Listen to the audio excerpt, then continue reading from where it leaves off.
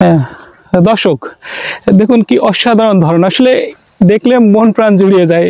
আমরা দেখতে পাচ্ছি প্রতিটি গাছে আসলে গোড়া থেকে আগা পর্যন্ত শুধু মরিচ আর মরিচ। যদি আমরা এখানে দেখেন দর্শক, আসলে প্রচুর পরিমাণ ধরন এই যে মরিচ আমরা দেখতে পাচ্ছি, এবং মরিচের সাইজ আসলে অনেক লম্বা এবং কিছুটা মোটা। আসলে যদি আমরা প্রত্যেকটা গাছ আমরা যদি দেখি আসলে সেই পরিমাণ ধরন, আসলে দেখলে মন প্রাণ জুড়িয়ে যায়। এবং দর্শক দেখুন, আসলে আধুনিক যুগের সাথে সাথে কৃষিতে লেগেছে আধুনিকতার ছোঁয়া, কৃষিতে যুক্ত হচ্ছে তরুণ উদ্যোক্তা এবং শিক্ষিত উদ্যোক্তা। দর্শক দেখুন, খুলনা জেলার দিঘুলিয়া উপজেলার দিঘুলিয়া গ্রাম, এই গ্রামে আমাদের একজন তরুণ উদ্যোক্তা জনাব সাইফুল ইসলাম, উনি উপজেলা কৃষি অফিস দিঘুলিয়ার সহযোগিতায় উনি জিকেবিএসপি প্রকল্পের আওতায় প্রশিক্ষণ এবং প্রদর্শনী সহায়তা পেয়ে উনি প্রথমবারের মতো ওনার এই 21% জমি উনি বর্গা নিয়ে উনি সুপার সান জাতের উনি মরিচ লাগিয়েছেন। এবং দেখেন দর্শক, আসলে ক্ষেত বাড়ির চেয়েও পরিষ্কার, নিট অ্যান্ড ক্লিন এবং প্রচণ্ড পরিষ্কার পরিচ্ছন্ন। এবং আমরা দেখতে পাচ্ছি উনি এখানে মালচিং ফিল্ম ব্যবহার করেছেন। এবং আসলে যে পরিমাণ ধরন এবং কি বলবো, আসলে আধুনিক কৃষির যে সমস্ত ব্যবস্থা দরকার উনি সবগুলো এখানে ব্যবহার করেছেন।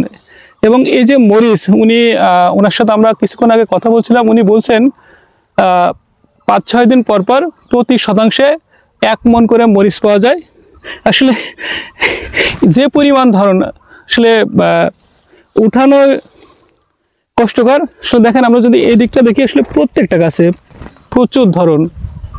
দর্শক আর কথা না, চলুন আমরা আমাদের তরুণ কৃষি উদ্যোক্তা বর্গা চাষী মোহাম্মদ সাইফুল ইসলাম, আমরা তার সাথে কথা বলি এবং তার কাছ থেকে এ বিষয়ে আরো বিস্তারিত জেনে নিই। আসসালামু আলাইকুম। ওয়ালাইকুম আসসালাম। হ্যাঁ, কেমন আছেন? আলহামদুলিল্লাহ, ভালো আছেন? আলহামদুলিল্লাহ। এই যে মালচিং ফিল্ম ব্যবহার করে এবছর তো প্রথম আপনি এই সুপার সান জাতের মরিচ চাষ করেছেন। জি জি জি। এর আগে কি এভাবে করেছেন? এভাবে মরিচ করি না, অন্য একটা করছিলাম, টমেটো করছিলাম, টমেটো। জি। ওখানে খুব ভালো রেজাল্ট পেয়েছি। এবার আমি দিঘলিয়া উপজেলা কৃষি অফিসারের সহযোগিতায় আমি এই মরিচটা করছি। খুব ভালো ফল পেয়েছি, রেজাল্ট পেয়েছি। আশা করি আমি লাভবান হব। তো প্রচুর ধরন। হ্যাঁ হ্যাঁ। এই ক্ষেতের বয়স কতদিন? আমার এই ক্ষেতের বয়স হচ্ছে আজকে 75-76 দিন, 80 দিনে ধরা যায়। 80 দিন। তো মরিচ কি একবার উঠিয়েছেন? হ্যাঁ, আমি একবার মরিচ হারভেস্ট করেছি, তাতে মনে করেন আমার 33,000 টাকার মতন মরিচ বিক্রি করেছেন। 33,000 টাকা, মানে প্রায় আশেপাশে আর কি। ও আচ্ছা। তো আপনার এই যে 21 শতক জমি, এখানে আসলে কয়দিন পর পর মরিচ উঠান? মরিচের জিনিসটা কি মনে করেন, একবার তুলা দেওয়ার পরে মনে করেন আবার 7টার মারার পরে আবার 15 দিন বা 1 সপ্তাহ পরে টোটাল জমিতে একটা তুলা দেয়।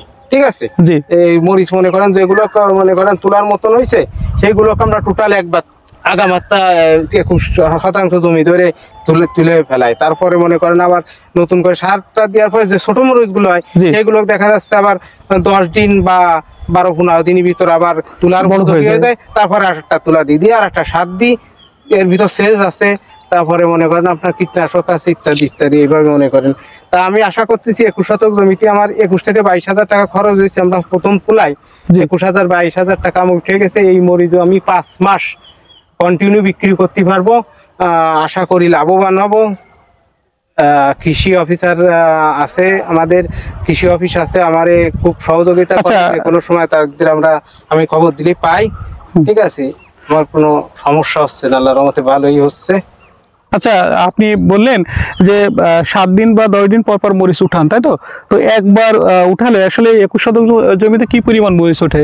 21 শতক জমিতে টোটাল মরিচ যদি আমি উঠোই একবারে আসলে কয় মণ করে ওঠে?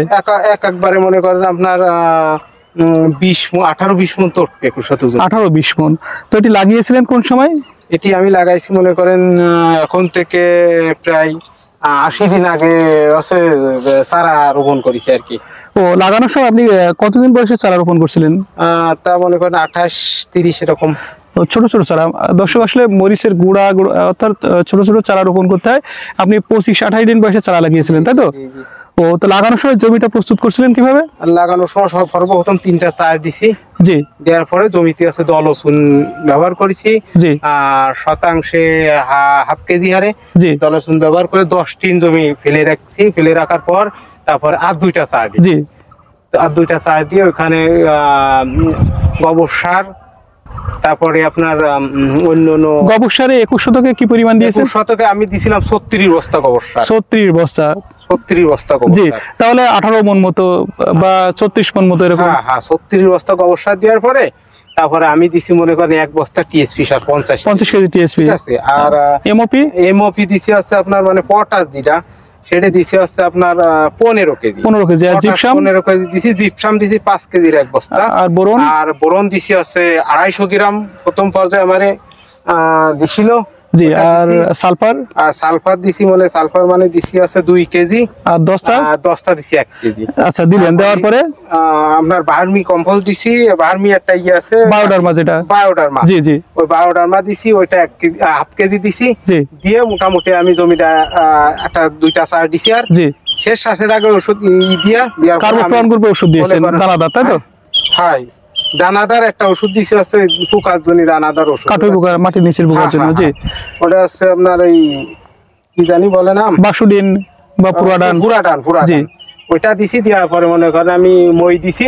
মই দেওয়ার পরে তারপরে আমি করেছি পিলি করেছি, আমি বেড করেছি আপনার 3 ফুট বেড করেছি। আপনার এই যে বেডের কথা বলছেন আপনি, এই যে বেড আমরা দেখতে পাচ্ছি, এটা চওড়া করছেন 3 ফিট, তাই তো? বেড। আর উচ্চতা কতটুকু? উচ্চতা আছে 6 ইঞ্চি, 6 ইঞ্চি, 6 থেকে 8 ইঞ্চি, 8 ইঞ্চি উচ্চ, আর 3 ফিট হলো চওড়া, তাই তো? আর মালচিং কতটুকু বললেন? মালচিং আছে আপনার আছে 4 ফুট মালচিং, 3 ফুট বেড, উচ্চতা আছে 8 ফুট, 6 থেকে 8 ফুট। জি, এই করে আপনি মালচিংটা এখানে বিছিয়ে দিলেন, তাই তো? তো আপনার এই টোটাল 21 শতকে কয় রিল মালচিং লাগবে? আমার টোটাল 21 শতকে আছে 1.5 রোল লাগছে মালচিং। 1.5 রোল মালচিং লাগছে, তাই তো? তো মালচিং বিছিয়ে দেওয়ার পর আপনি চারা লাগিয়ে দিলেন। তো চারা লাগানোর সময় একটা সারি থেকে একটা সারি দূরত্ব কতটুকু দিয়েছিলেন? সারি থেকে সারির দূরত্ব দিয়েছি আছে আপনার 30 ইঞ্চি। 30 ইঞ্চি। আর একটা গাছ থেকে গাছের দূরত্ব? গাছ থেকে গাছের দূরত্ব আছে 18 থেকে 20 ইঞ্চি। ও আচ্ছা, তারপরে পরিচর্যাগুলো কি কি? তারপরে পরিচর্যা হচ্ছে মনে করেন আবহাওয়া জনিত কারণে প্রচুর পরিমাণে হচ্ছে এখন পোকার আক্রমণ হয়, সাদামাছি, থ্রিপস, মাকড়, জি, এগুলোকে আক্রমণ হলে গাছ একবার নষ্ট হয়ে গেলে সেই গাছ আসলে আর কোনো কাজ হয় না। যার জন্য মনে করেন 4 থেকে 5 দিনের মাথায় স্প্রে দিয়ে করতে হয়। জি, এর জন্য মনে করেন ইমিডাক্লোরোপিড আছে, অ্যাবামেকটিন আছে, অ্যাবামেকটিন আছে, থায়োমেথাক্সিন আছে, তারপরে আছে মাকড়ের জন্য অ্যাবামেকটিন, মাকড়ের জন্য অন্য থিওবিট জাতীয় ওই যে সালফার জাতীয় যেটা ব্যবহার করা হয়। তারপরে ইসের আপনারা পোকার জন্য ফল ছিদ্রকারী পোকার জন্য আছে আপনার ওই এভামেট্রিক এভামেকটিন মেনজয়েড বা থায়োমেথাক্সাম, যেটা ওটা ব্যবহার করা হয় ওই জায়গায়। এই মোটামুটি মানে 7 দিন 8 দিন পর পর এগুলো দিতে থাকেন, তাই তো? তো আমরা দেখতে পাচ্ছি যে এটা কিন্তু থ্রিপসের সমস্যা। এই যে কুচকায় গেছে না, দেখা যাচ্ছে এই যে নিচের দিকে আপনি এই থ্রিপসটা যদি এরকম ধাক্কা দেন তাহলে আমার হাতে বোঝা যাচ্ছে না, কিন্তু মোবাইলে দিলে এটা কিন্তু দৌড়াদৌড়ি করে। এই থ্রিপসের মূলত সমস্যা, এবং গরম যত পড়ে থ্রিপস কিন্তু বাড়ে।